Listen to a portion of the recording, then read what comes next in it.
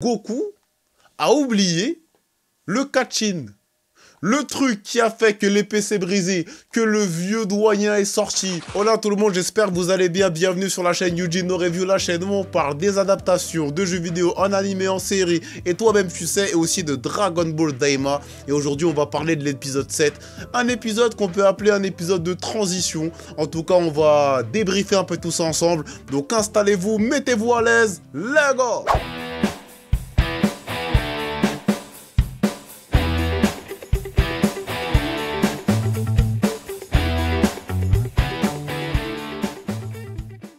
Alors, l'épisode 7 de Dragon Ball Daima.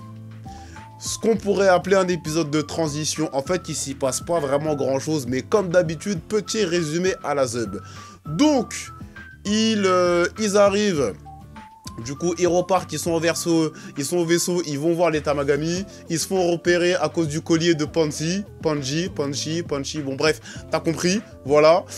Donc ils se font repérer à cause de ça, donc ils fouillent le vaisseau, ils trouvent pas Goku parce qu'il s'est téléporté, on reviendra sur ça aussi, par rapport à ça. Donc parce qu'il s'est téléporté, après, petite scène de bagarre, plutôt sympathique, on reviendra aussi dessus. Shin brise le collier en Kachin de Panji. Voilà, ils récupèrent un vaisseau de la milice, ils arrivent près du Tamagami et Goku mange pour préparer le combat. Et en parallèle, on a Ibis, c'est Ibis comme ça que ça s'appelle, j'ai oublié, vous me direz en commentaire. Il y a Ibis qui arrive sur Terre pour aller chercher Vegeta et toute la bande. Ils arrivent dans le 3e royaume du Makai et il est censé les ramener directement au point où se trouve Goku, Panji, Glorio et Shin. Voilà, grosso modo, résumé à la méga zub, méga rapide, mais c'est résumé de l'épisode. Bon, on sort les notes parce que j'ai pris quelques notes, évidemment.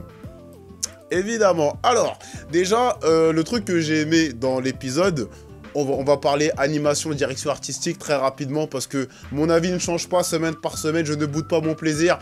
Graphiquement, c'est toujours aussi beau. La DA artistique du Makai est vraiment belle avec les petits reflets violets, etc. Vraiment, c'est plutôt beau, plutôt stylé. Moi, j'aime vraiment beaucoup cette petite direction artistique et comment c'est teinté. J'aime beaucoup. On sent vraiment qu'on n'est pas sur Terre, on n'est pas dans l'univers classique ou voilà, on est vraiment dans un délire à part. Donc, il fallait que la DA soit à part et c'est une DA totalement à part de tout ce qu'on a vu dans Dragon Ball jusqu'à aujourd'hui. Concernant l'animation, voilà, l'animation est cool, hein, voilà, bon là, forcément, il n'y a pas des grosses actions, mais l'animation était cool quand même, malgré qu'on a une meilleure animation la semaine dernière, mais en même temps, la semaine dernière, il y avait de quoi donner une grosse animation, donc voilà, mais grosso modo, ça reste toujours bien calé et bien maîtrisé à ce niveau-là. Bon, j'aimerais revenir sur des points qui, moi, m'ont interpellé et je vais développer dessus. Premier point, déjà, il y a Panchi, merde, qui dit à Goku, toi, t'as vraiment élevé des enfants, toi? Et Goku qui dit, et je crois pas dans Dragon Ball, dans le manga, dans les 42 tomes, je ne me rappelle pas Goku qui avoue comme ça, très facilement, qu'il n'a pas vraiment été là pour ses enfants. Là, il le dit, oui, mais je les ai pas vraiment élevés. Et je trouve ça intéressant parce que on pourrait développer ce côté-là dans Dragon Ball Daima. Du moins, ça a été développé même légèrement. J'espère que ce sera pas juste effleuré, mais peut-être. Alors, imaginons qu'il y a une suite où ils font une sorte de Dragon Ball Super 2, mais genre... voilà, pour coller un peu avec Daima, ça pourrait être stylé. Ça pourrait vraiment être stylé de fou malade. Ça pourrait être stylé parce que reprendre ces éléments-là et pouvoir les transmettre et parler de la paternité de Goku, développer d'autres choses dans une future autre série, ça serait plutôt stylé. J'y crois pas, je suis en train de m'enjailler, je sais que voilà. Mais je trouve que le propos est quand même bien trouvé parce que finalement, c'est un propos qui n'est pas beaucoup mis en avant, en exergue dans Dragon Ball.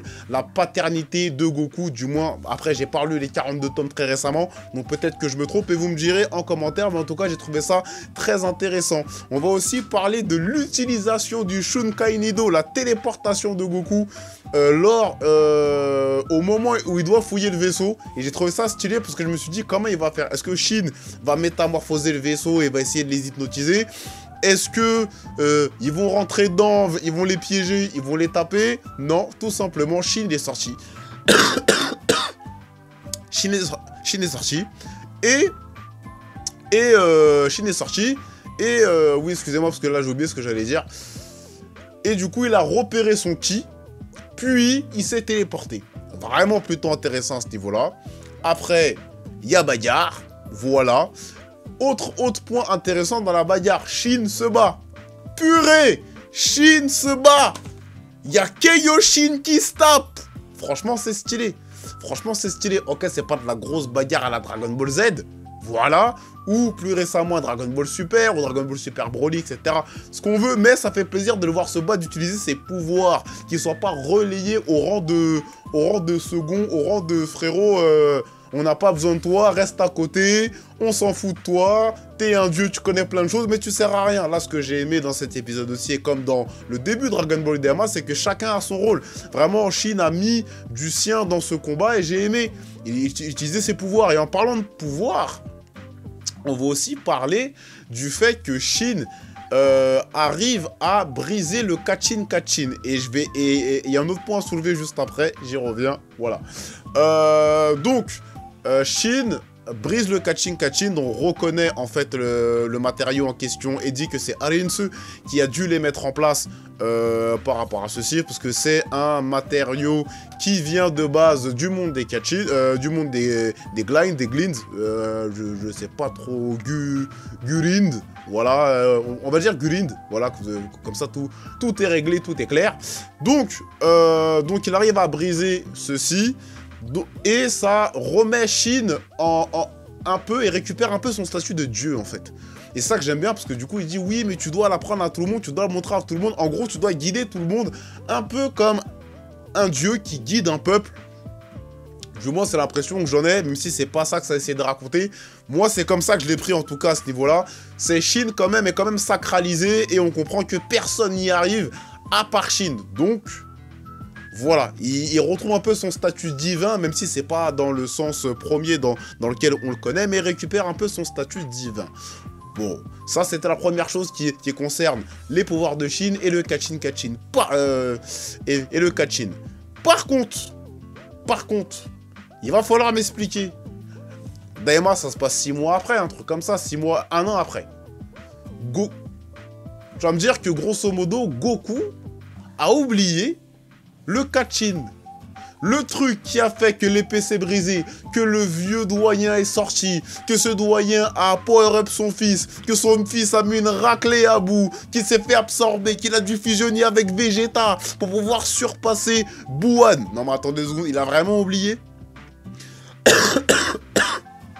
Genre il est oublié. Genre il est oublié. Moi, ça, j'arrive pas à comprendre. Vous me direz en commentaire, ouais, peut-être t'abuses, c'est Goku, tu connais, il a un peu de teubé. C'est vrai qu'il a un peu de teubé, qu'il oublie des trucs.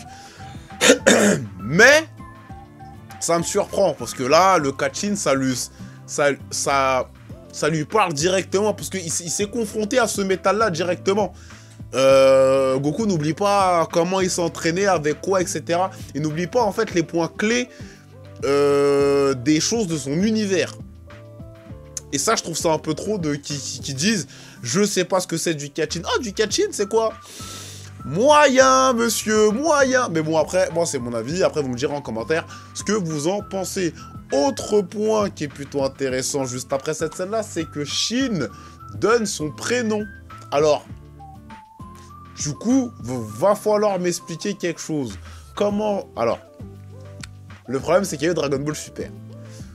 Donc, on va dire que pour l'instant, et moi je le prends comme ça, Super n'est pas canon à Daima. C'est clair et net. Mais, si par malheur, ils font pas une sorte de Dragon Ball Super 2, pour genre relier en fait ce qui s'est passé dans Daima à une suite pour que ça puisse aller quelque part.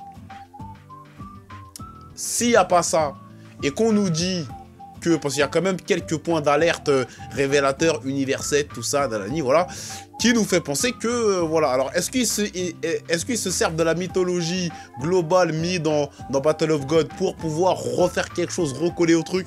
Je sais pas. Je sais pas. En tout cas, je trouve ça un peu quand même bizarre, parce que du coup, il donne son nom Nare. Ok, mais du coup, les Kaioshin, comment ils deviennent dieux? Pourquoi c'est des dieux? Pourquoi eux, c'est des dieux? Pourquoi voilà. Qu'est-ce qu'ils font? C'est parce qu'ils sont plus forts que la plupart des mortels. Donc, par définition, est-ce que Freezer, c'est un mortel? Donc, c'est pour ça que, de base, il est plus fort que lui, quoi qu'il arrive. Si c'est ça, je veux bien accepter la justification, je l'entends bien, etc. Mais, quand même, s'il est originaire de quelque part et que Kaioshin... c'est un titre, et c'est un titre de dieu. Comment eux, ils sont devenus dieux de...